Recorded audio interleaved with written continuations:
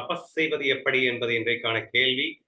ஞானேஸ்வரியில அத்தியாயம் 16 ஸ்லோகம் 1 தெய்வீக லட்சணங்களில் ஒன் ஆஃப் தி லட்சணமாக சொல்லப்பட்டிருக்கிறது தபஸ்.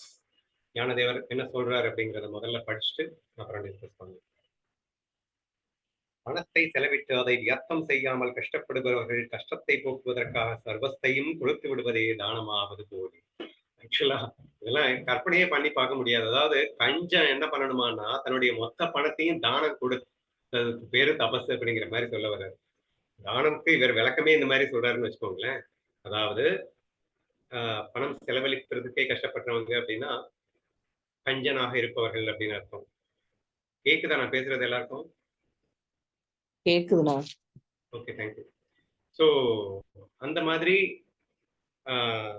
பணத்தை செலவழிக்கிறதுக்கே கஷ்டப்படக்கூடிய ஒரு கஞ்சனாக இருக்கின்றவன் மொத்த சொத்தையும் வந்து தானம் பண்ணா எப்படி இருக்கும்னு இமேஜின் பண்ணி பாருங்க. செத்தே போயிடுவோம் நம்ம.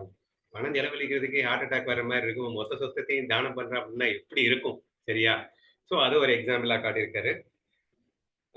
ஒரு செடி மருந்துக்கு உபயோகப்படக்கூடிய பழங்களை பழுத்து கொடுத்து தான் இறந்து போவது போலே தூபத்ரவியம் அக்னியில் விழுந்து எரிந்து போவதால் ஜனங்களுக்கு நாட்டங்களை போக்கி சுவாசனையை கொடுப்பது போலே. ஸோ இது ரொம்ப ஈஸியா இருக்கும் அண்டர்ஸ்டாண்ட் பண்றதுக்கு. சாம்பிராணி அதெல்லாம் வந்து பாத்தீங்கன்னா அந்த பக்தி எல்லாம் என்ன பண்ணுதுன்னா தன்னை அழித்து கொண்டு ஒரு நற்காரியத்தை செய்யுது இல்லையா? ஒரு நல்ல விஷயத்துக்காக தன்னை அழித்துக் கொள்ளலாம் அப்படிங்கிறது தான் இவர் சொல்ல வர நோக்கம். ஸோ அதனாலதான் இந்த எக்ஸாம்பிள் சொல்லியிருக்காரு. லைக் ஒரு செடி வந்து தன்னை அழித்து கொண்டு ஒரு நல்ல விஷயம் பண்ணுது. சாம்பிராணி பக்தி இதெல்லாம் வந்து தன்னை அழித்து கொண்டு ஒரு நல்ல விஷயம் பண்ணுது. தங்கம் அப்கோர்ஸ் தன்னை புடம் போட்டு அவ்வளவு வருத்தி கொண்டு ஜொலித்து காட்டுது இல்லையா? So Thangam example the best. ஏன்னா நம்ம தான் ஜொலிக்க போறோம் இல்லையா? ஸோ அதுக்கு தங்கம் தி பெஸ்ட் எக்ஸாம்பிளா இருக்கும்னு நினைக்கிறேன். ஸோ தங்கம் புடம் போடப்பட்டு நிறைவு குன்றி போவதால் அதன் மாற்று விருத்தி அடைவது போலே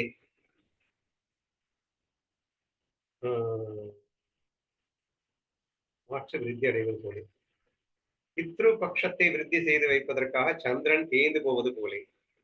பித்ருபக்ஷம் அப்படின்னா நான் புரிஞ்சுக்கிட்டது வந்து அமாவாசை அப்படின்னு வச்சுக்கோங்க. அமாவாசையில எல்லாரும் பித்ருவுக்கு வந்து இது பண்ணுவாங்க.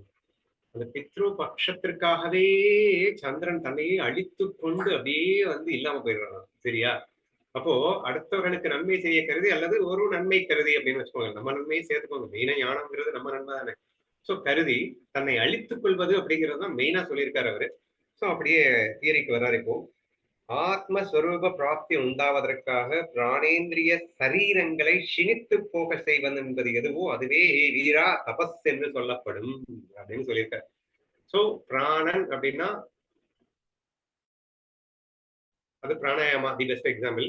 பிராண கண்ட்ரோல், செல்ஃப் பிராணிக் கண்ட்ரோல் அப்படிங்கிறது பிராணன் அப்படிங்கிற விஷயத்துல எடுத்துக்கோங்க. இந்திரியங்கள் சொல்லவே வேணாம். உங்களோட புலன்கள் எல்லாமே வந்து 100% நசுக்கி எடுத்துரு அப்படிங்கிறாரு. ஞானத்திற்கு எது தடையாக இருக்கும் அப்படின்னா முக்கியமா இந்த இந்திரியங்கள் வழியாக நமக்கு ஆசை உள்ள போகுது. ஸோ அதனால அந்த ஆசைக்கு இடம் கொடுக்கக்கூடிய இந்த இந்திரியங்களை எல்லாம் கசக்கி கிழிந்து விடு அப்படின்னு அர்த்தம். சரீரங்களே அப்படின்னு சொன்னா எது உனக்கு கஷ்டத்தை ஐ மீன் ஞானத்துக்கு தடையா இருக்கோ அதையெல்லாம் வந்து உடைச்சு துவம்சம் பண்ணு அப்படிங்கிறாரு.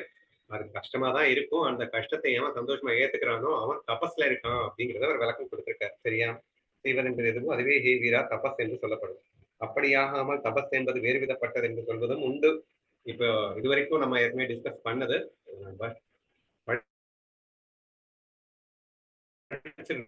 ஏன்னா ஸ்டார்ட் பண்ணிட்டேன். இன்னொரு வகை ஆஃப் தபஸும் இருக்கு அப்படின்னு சொல்லி எக்ஸ்பிளைன் பண்றாரு. 2 டெஃபினிஷன்ஸ் கொடுத்திருக்காரு. ஃபர்ஸ்ட் டெஃபினிஷன் முடிஞ்சிருச்சு. ரெண்டாவது டெஃபினிஷன் என்னன்னா ஞான விசாரத்திலேயே வந்து பயங்கரமா இன்வால்வ் ஆகுது. அப்ப என்ன ஃபர்ஸ்ட் டெஃபினிஷனுக்கு இது தடையா இருக்குமா அப்படின்னா அப்படின்லாம் ஒண்ணும் இல்லை. இதுவும் ஒரு பெரிய கஷ்டம் தான். அதாவது தெரிஞ்ச விஷயம் தான். ஞானேஸ்வரியில அப்பட்டமா எல்லாத்தையுமே ஓபன் அப் பண்ணி காட்டிட்டாரு. எல்லா சீக்ரெட்ஸுமே காட்டிட்டாரு. But still it cannot be understood without விசாரா. நாம திரும்ப அதை சிந்திச்சு அனலைஸ் பண்ணி ஆராய்ச்சி பண்ணாம அது வந்து உள்ள போகாதுங்க.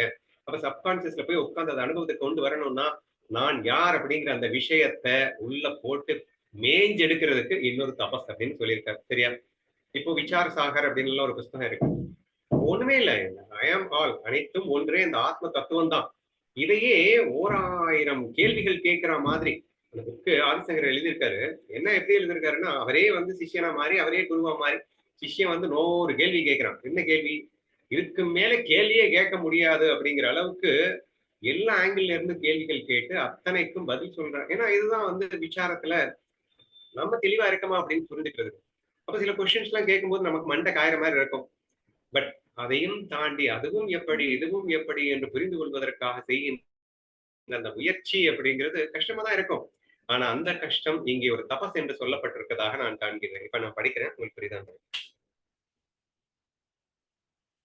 நீருடன் பால் கலந்திருக்க அதில் ஹம்சம் தன் மூக்கை நுழைத்த மாத்திரத்தில் நீர் பிரித்து தனித்து போவது போலே தேகமும் ஜீவனும் கலந்து கிடக்கும் சம்சார தசையிலே இவ்விரண்டும் வேறு வேறாய் புலப்படும்படி அந்த கரணத்தில் விவேகத்தை மூட்டி வைத்தலே தபஸாகும். ஆத்மா அனாத்மா வஸ்துக்கள் அப்படின்னு பேசுவாங்க. அப்படின்னா என்ன அர்த்தம்? ஆத்மா என்ன? ஆத்மா மாயையாக ஜீவனாக இங்கே வந்திருக்கிறது. அப்போ மாயான்னா என்னது, உண்மைன்னா என்னது, எது இங்க மாயையாக இருக்கு, சோ இதுல எது உண்மை எது பொய், இந்த மாதிரியான ஒரு டீப் அனாலிசிஸ வந்து ஞான விசாரம் அப்படின்னு சொல்லுவாங்க. இத பண்றது ஒரு பெரிய தபஸா இங்க சொல்லியிருக்காரு. சரியா? தபஸாகும். ஆத்ம சுரூபத்தில் திருஷ்டியை செலுத்தும் போது விழிப்பில் ஸ்வப்னத்தோடு கூட நித்திரையும் நசித்து போதல் போலே புத்தி பிரபாஞ்சிக விஷயத்தில் சஞ்சரிப்பதை விட்டு ஆத்ம விஷயமான சர்ச்சை செய்வதே உண்மையாக இந்த தபஸாகும். ஏ தனர்தரா, நீ கண்ணை முடிச்சு அடுத்த செகண்ட் சொப்னம் காணாம போயிடும். அந்த மாதிரி இந்த ஆத்ம விசாரத்தை நீ இன்வால்வ் ஆயிட்ட அப்படின்னு சொன்னா உன்னுடைய மற்ற எல்லா ஆசைகளும் வந்து எனக்கு எனக்கு வேணாம், எனக்கு இந்த இதுல விசாரத்துல இருக்கலையே இவ்வளவு சுவையா இருக்கும்போது எனக்கு எதுவுமே நாட்டமே போயிட்டு விசாரத்திலேயே வந்து முழு இன்வால்மெண்ட் இருக்கிறவங்களும் ஒரு தபஸ் செய்வதாகவே இரண்டாவது டெபினிஷனாக இங்கே கொடுத்திருக்கின்றார். ஓகேவா? இது ஞானதேவர் கொடுத்த விளக்கம் முடிஞ்சிருச்சு. நீ தபஸ் செய்வது எப்படி அப்படிங்கிறத நீங்க ரொம்ப அழகா டிஸ்கஸ் பண்ணினீங்க. ஸோ நமக்கு எதுவெல்லாம் துன்பமாக தெரிகின்றதோ அதை நாம் வைராகியத்தோடு பிராக்டிஸ் செய்வதற்கு தபஸ் அப்படின்னு சொல்லிட்டு, நீங்க செய்யற தபஸ் மெயினா என்ன சொன்னீங்கன்னா, காலையில நாங்க 4:30 5:30 மணிக்கு எந்திரிக்கிறதெல்லாம் வந்து எங்களுக்கு மிகப்பெரிய கஷ்டம். ஸோ அதை ஒரு தபஸாக நாங்கள் செய்கின்றோம் அப்படின்னு சொன்னீங்க. உணவு பழக்க வழக்கத்துல நான்வெஜ் அவாய்ட் பண்றது அல்லது உப்பு இல்லாம கொஞ்சம் சாப்பிட்டு பழகுறது, ஸோ நாக்குக்கு தண்டனை கொடுப்பது, ஸோ இந்த மாதிரியான விஷயங்கள்ல நாங்க தபஸாக எடுத்துக்கொண்டு செய்து வருகின்றோம் அப்படிங்கிற ஒரு சில பாயிண்ட்ஸ் எல்லாம் வந்து நீங்க மென்ஷன் பண்ணியிருந்தீங்க. சரியா? நான் சொல்ல நினைக்கிறது என்னன்னா, எனக்கு ரொம்ப ரொம்ப பிடிச்ச ஒரு விஷயம், அடிக்கடி நான் பேசிட்டு இருக்கிற விஷயம், அது குருநாதர் பல இடங்கள்ல ஞானேஸ்வரில சொல்லியிருக்காரு. இந்த இடத்துல தபஸ் அப்படிங்கிற குவாலிட்டிக்கு டெபினிஷனாவே அதையே சொல்லிட்டார். வெல்கம் தி டிஃபிகல்டிஸுக்கும் இப்ப நான் தபஸ்ன்னு படிச்சதுக்கும் ஏதாவது டிஃபரன்ஸ் இருக்குன்னு நினைக்கிறீங்களா? அவர் என்ன சொல்லியிருக்காருன்னா, அதை சந்தோஷமாக எவன் ஒன்று அனுபவிப்பானோ துன்பங்களை, ஆனா எதுக்காக? ஞானத்திற்காக அப்படின்றது ரொம்ப முக்கியம். சரியா? ஞான வேள்விக்காக, ஞானத்தை அடைவதற்காக, ஆத்மஸ்வரூப ஞானத்திற்காக நீ வந்து துன்பப்பட தயாராக இருந்த அப்படின்னு சொன்னா அதுக்கு பேர் தபஸ் அப்படின்னு சொல்லியிருக்காரு. துன்பப்பட தயாராக இருத்தல் அப்படிங்கிறத விட ஒரு மேல படி போயிட்டு சரீரங்களையும் இந்திரியங்களையும் சினித்து போக செய்தல்னா நீ தான் செய்யணும். அப்படின்னா வரும்போது நீங்க அனுபவிங்க அப்படின்னு சொல்லலைங்க. நீ நீயாவே வருத்தி எழுத்துரு அப்படிங்கிறாருன்னா நீ வெல்கம் பண்ணு, நீ நீயாகவே துன்பத்தை வரவழைத்து நீ அதில் வெற்றி காண ஆசைப்படு அப்படிங்கிற மாதிரியே எனக்கு புரியுது. சரியா? அப்படின்னா என்னதான் செய்யணுங்கிறீங்க அப்படிங்கிறீங்களா? ஞான தாகம் வேணும். ஃபர்ஸ்ட் நேத்து சொன்ன ஆன்சர் ஸ்வாத்யாயா. ஸ்வாத்யாயா இருந்தா மட்டும்தான் தபஸ் வரும். ஸ்வாத்யாயாவே இல்லைன்னா தபஸ் எப்படி வரும்? ஸ்வாத்யாயான்னா என்ன சொன்னோம்? பாடங்களை எல்லாம் அனுதினமும் படிப்பது. இந்த மாதிரி நீங்க படிச்சு கொண்டே இருப்பது அப்படிங்கிறது படிக்கிறதுக்கு இல்ல, அனுபவிக்கிறதுக்கு அப்படின்னு சொன்னோம். அப்ப அனுபவிக்கணும் அப்படின்னா என்ன செய்யணும் அப்படின்னு சொன்னீங்கன்னா மனனம் செய்ய வேண்டும் அப்படின்னு சொன்னோம். இன்னைக்கு மற்ற எல்லா விஷயத்திலையும் இருக்குங்க. சுவாத்தியாயாவும் இருக்கு, தபஸும் இருக்கு. எந்த விஷயத்துல? அஜ்ஞான விஷயங்கள்ல. அஜ்ஞான விஷயங்கள்ல நேத்து என்ன எக்ஸாம்பிள் சொன்னேன்? எங்க பாப்பாங்க வந்து பாட்டு கத்துக்கணும், கிட்டார் கத்துக்கணும், டான்ஸ் கத்துக்கணும், இந்த மாதிரி விஷயங்கள் எல்லாம் வேற லெவல் தபஸ் இருக்கு, சுவாத்தியாயா இருக்கு. சரியா? அப்ப கஷ்டம் எல்லாம் இருக்கு. ஆனா அந்த கஷ்டத்தை அவங்க கஷ்டமாவே ஃபீல் பண்ணல. கஷ்டத்தை வாலண்டரியா வெல்கம் பண்ணி எடுத்துக்கிறாங்க. இப்போ ஒன்றும் புதுசா வந்து பாப்பா வந்து தலைகீழ நின்னு குண்டிக்கரணம் அடிச்செல்லாம் ஏதோ பழகிட்டு இருக்கா, ஜிம்னாஸ்டிக் மாதிரி. கையில முட்டிக்கால் எல்லாம் வலிக்குது, மசில்ஸ் எல்லாம் ஏறுது, காலையில இருந்து சாயந்தரம் வரைக்கும் வலி வலி வலி, ஆனா வலி வலின்னு சந்தோஷமா சொல்றா. சரி வலின்னா கொஞ்சம் ரெஸ்ட் எடுக்கிறேன். ஆஹா நான் ரெஸ்ட் எடுக்க மாட்டேன், எங்க பாஸ் சொல்லியிருக்காரு வாத்தியாரு. வலி எடுத்துக்கிட்டே தான் இருக்கும், ஆனா நீ பண்ணிக்கிட்டே இருக்க ready to face the difficulties இல்லையா? வெல்கம் பண்றாங்களா இல்லையா? அந்த கஷ்டங்களை எல்லாம் சந்தோஷமா ஏத்துக்கிறாங்களா இல்லையா? இத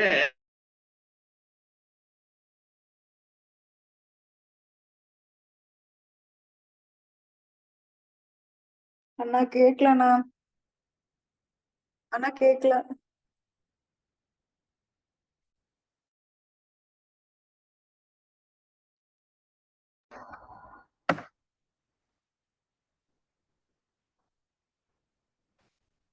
கேக்குதா? கேக்குதுண்ணா. ஓகேமா, ஓகேமா. ஸோ இந்த மாதிரி மற்ற விஷயங்கள்லாம் நம்ம எல்லாம் பண்ணிட்டு தான் இருக்கோம். பட் அன்பார்ச்சுனேட்லி ஞான விஷயத்துல இது இருக்குமா அப்படிங்கிறது தான் பெரிய தலைவலியா இருக்கு. ஸோ ஞானத்துக்காக கஷ்டப்படுறது அப்படின்னு சொன்னா மட்டும் 100 மீட்டர் ஓடி போயிடுவீங்க. ஆனா இங்கே அவர் ஞானதேவர் சொன்னது தபஸ் அப்படிங்கிறது அஞ்ஞான விஷயத்துல நீ ஜெயிக்கிறதுக்காக சொல்லலை, ஞானத்துல ஜெயிக்கிறதுக்கு பேர் தான் தபஸ்ன்னு சொல்லியிருக்காரு. அது ஒரு தெய்வீக லட்சணத்துல ஒரு முக்கியமான குவாலிட்டின்னு சொல்லியிருக்காரு. சரி, அதுக்கு என்னதான் செய்யணும் சொல்லி தொலைங்க அப்படின்னு நீங்க கேட்கறது புரியுது. ஒரு லிஸ்ட் அவுட் போடணுங்க. லிஸ்ட்ல எனக்கு எது எதெல்லாம் ரொம்ப பிடிக்கும், இது இல்லாம என்னால வாழவே முடியாது அப்படின்னு ஒரு லிஸ்ட்டை போடுங்க. அதே மாதிரி எது எதெல்லாம் எனக்கு பிடிக்காது, இதெல்லாம் என் வாழ்க்கைக்குள்ள வந்தா நான் செத்தேன் அப்படின்னு இருக்கா, அதையும் லிஸ்ட்டை போடுங்க. இந்த 2 லிஸ்ட்டையும் போட்டுட்டு, இப்போ நேத்து சொன்ன அந்த சுவாத்தியாயால மரணம் பண்ணணும்னு சொன்னேன் இல்லையா? அந்த மரணம்ங்கிறது என்னன்னா, நான் வந்து யாருன்றத நான் புரிஞ்சுக்கிட்டேன். நான் வந்து ஐ அம் தி ஃபுல் கண்ட்ரோல். நான் ஒருத்தன் தான் இருக்கேன். நான் தான் எல்லாமா இருக்கேன். அப்படிங்கிற விஷயத்த மறக்கடிச்சது எதுன்னா, இந்த மாதிரி வார்த்தைகள் தானே. இந்த விருப்பு வெறுப்பு தானே. அப்ப நான் யாரு? நான் ராஜாவா திரும்ப ஆகணும் அப்படின்னா, என்னை அடிமைப்படுத்தி வைத்துக் கொண்டிருக்கும் அதை நான் அடிமை செய்ய வேண்டாமா? இத்தனை ஆண்டுகளாக நான் அஞ்ஞானியாக வாழ்ந்தேனே, அந்த குற்றத்திற்கு ரிவெஞ்ச் எடுக்க வேண்டாமா? மீண்டும் நான் அதை ஆள வேண்டாமா? உண்மையில் நான் எனது ஆளுகைக்கு உட்பட்டவைகள் அவைகள். எனது அடிமைகள் அவைகள். அந்த அடிமைகள் என்னை அடிமையாக்கி விட்டதே என்பதை கொஞ்சம் ரோசம் வர வேண்டாமா? அந்த ரோசம் வந்தா கூட இந்த விருப்பு வெறுப்புன்ற அந்த டேப்லெட் காலத்தை எடுக்கிறீங்க, பிடிச்சதை எல்லாம் வந்து அவாய்ட் பண்ணி நீங்க அதுக்கு வேதனையை கொடுக்குறீங்க. வெறுத்ததை எல்லாம் வந்து அதை வரவழைச்சு நீங்க வேதனையை கொடுக்குறீங்க. எக்ஸாம்பிள் சொல்லணும்னா, எனக்கு உப்பு இல்லாம சாப்பிட பிடிக்காது. அது என்ன வெறுப்பு? அதை நீங்க வலுக்கட்டாயமா நீங்க வரவழைங்க. அப்படி உப்பு இல்லாம சாப்பிடுங்க, சந்தோஷமா சாப்பிட வேண்டாம். என்ன நீ பெரிய நாக்கு அப்படின்னு சொல்லிட்டு 2 குடு கொடுத்துட்டு அதை நீங்கள் சந்தோஷமாக சாப்பிடும் முயற்சியை மேற்கொள்வது அப்படிங்கிற மாதிரி பண்ணுங்க. பிடிச்சது புரோட்டா எனக்கு ரொம்ப பிடிக்கும், புரோட்டா இல்லாம என்னால வாழ முடியாது அப்படின்னா அவாய்ட் பண்ணு. நான்வெஜ் எனக்கு பிடிக்கும், அவாய்ட் பண்ணு. எது எதெல்லாம் பிடிக்குதோ அதை வந்து அவாய்ட் பண்ணி நீ தபஸ் பண்ணு. பிடிக்காத விஷயத்தை ஏற்றுக்கொண்டு நீ தபஸ் பண்ணு அப்படிங்கிற.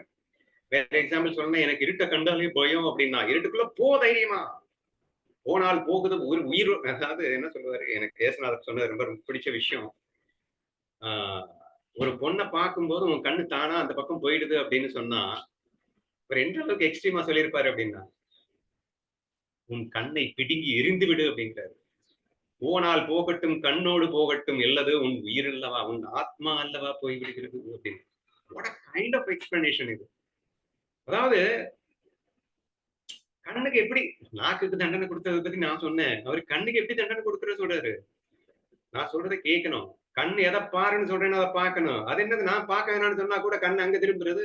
என்ன திமிரு இதுக்கு அப்படின்னு சொல்லிட்டு புடுங்கி எரிய சொல்றாருங்க. தட் இஸ் தி தில்லு. புரியுதா? சோ ஒரு விஷயம் இந்திரியங்களை நம்ம கண்ட்ரோல்ல இருக்க வேணாமா? கர்மேந்திரியங்களோ ஞானேந்திரியங்களோ whatever it may be. ஒருத்தன் சொல்றான், அது எனக்கு அல்வா அங்க பார்த்துட்டு என்ன என் கை தானா போய் அதை எடுத்து தானா சாப்பிடுவேன். கேவலமா இல்ல. ஒரு விஷயம் அனுமதி மீறி உனக்கே தெரியாம உனக்கும் கண்ட்ரோல் இருக்க வேண்டியவெல்லாம் தட்டு தடுமாறி போகுது அப்படிங்கிறியே, வெக்கமா இல்லையா? கேவலமா இல்லையா? அதை ஃபீல் பண்ண வேணாமா? பண்றதே கிடையாது. பருவ வயசுல ஆண் ஒரு பெண்ணை பார்த்த உடனே, பெண் ஆணை பார்த்த உடனே கண்ணா பின்னான்னு பட்டர்ஃபிளை பறக்குது அப்படிங்கிறான். பறக்கட்டுங்க, வேணாங்கல. ஆனா பட்டர்ஃபிளை பறக்குது அப்படின்னா உன் அனுமதிக்கோடையா பறக்குது? உன் அனுமதி கேட்காம தானே பறக்குது. இப்போ ஏதோ சம்திங் அப்நார்மலா உன் பாடியில நடக்குது அப்படின்னா, ஏன் வாட் இஸ் சம்திங் ஹேப்பனிங் டே, எனக்கு ஒன்றும் தேவையில்லடா கம்முன்னு இருங்கன்னு சொன்னா இருக்கணும் இல்ல? அது நீ வேணும்னா தானே அதை பறக்கணும். கட்டுப்பாட்டையும் மீறி இஷ்டத்துக்கு இருந்தோ பண்ணிட்டு இருக்கேன்னா நீ என்னத்த வாழ்க்கை எதுக்கு வாழணும் அப்படிங்கிற நான் அப்படி ஒரு வாழ்க்கை நமக்கு தேவையாங்க. அடிமையா வாழ்றதுக்கு நம்ம எதுக்குங்க பிறக்கணும்? இந்த அடிமை தலையில் இருந்து நாம் உடைத்தெறிய வேண்டும் என்றால் ஃபாலோ பண்ண வேண்டிய 2 விஷயம். விருப்பு வெறுப்பு லிஸ்ட போடு, வெறுப்பு அவாய்ட் பண்ணு, வெறுப்ப வாலண்டரியா ஏத்துக்கோ, ஃபேஸ் பண்ணு. அதை தவிர உங்களுக்கு வேற வழியே கிடையாதுங்க. அப்படி ஒரு eliminate the likes and dislikes. உன்னை அடிமைப்படுத்தி வச்சிருக்கிறது அதுதான் அடிமைப்படுத்தி வச்சிருக்கு. அதை துவம்சம் பண்றதுக்கு நீ இப்படி போனாதானே முடியும். இதைத்தான் தபஸ் என்ற பெயரிலே அவர் வலியுறுத்தி இருக்கிறாரோ என்றுதான் எனக்கு தோன்றுகிறது. சரியா? சோ வாரி அப்கோர்ஸ் தி பெஸ்ட் எக்ஸாம்பிள் சொன்னீங்க. அங்க வந்து சொகுசா ஒரு மண்ணாங்கட்டிலாம் வாழ முடியாது. So we have to face the difficulties. அந்த மாதிரி வாரி வர்றது, அந்த மாதிரி பயணங்களை மேற்கொள்றது. ஸோ திஸ் எல்லாம் பெஸ்ட் தபஸ். இந்த மாதிரியான தபஸை மேற்கொள்வதால் மட்டும்தான் நாம் ஞானத்தில் மிகப்பெரிய அளவிலே ஜெயிக்க முடியும் என்பதை நானும் முழுமையாக நம்புகின்றேன். கண்டிப்பா ஃபாலோ பண்ணுங்க. முயற்சி முடியாதது ஒன்றுமில்லைன்னு சொல்லியிருக்காங்க. நாங்க இங்க வந்து பெரிய பியூட்டி என்னன்னா, நாட் ஆஸ்கிங் யூ டு இப்போ நான் வந்து கஷ்டப்படுங்க கஷ்டப்படுங்க கஷ்டப்படுங்கன்னு சொல்லிட்டேன் அப்படின்னா அப்படி நான் சொல்லவே இல்லை. கஷ்டத்தை சந்தோஷமா அனுபவிக்கணும், அதை சேலஞ்சிங்கா எடுத்துக்கோங்கன்னு மட்டும்தான் நான் சொன்னேனே தவிர கஷ்டப்படுங்கன்னு நான் சொல்லலைங்க. என்னை கஷ்டப்படுத்திக் கொண்டிருக்கும் அந்த கஷ்டங்களை எல்லாம் வேறறுப்பதற்கு கஷ்டத்தை சுவையாக அனுபவித்து பழகு அப்படித்தானே சொன்னேன் நான். கஷ்டப்படுன்னு நான் சொல்லவே இல்லையே. ஆக்சுவலா அதை என்ன கஷ்டப்படுத்திட்டு இருக்க அந்த கஷ்டத்தை துவம்சம் பண்றதுக்காக நீ தயாராகன்னு தானே சொல்றோம் நம்ம. புரியவே இல்லையே யாருக்கும். இன்னைக்கு புரிஞ்சிருக்கும் என்று நம்புகின்றேன். வெல்கம் தி டிஃபிகல்டிஸ் என்று புறப்படுங்கள். நமக்குள் இருக்கும் விருப்பு வெறுப்புகளை துவம்சம் செய்து ஒரு மிகப்பெரிய தபஸ்வியாக மாறுங்கள் என்று சொல்லி எனது பதிலை நிறைவு செய்கிறேன்.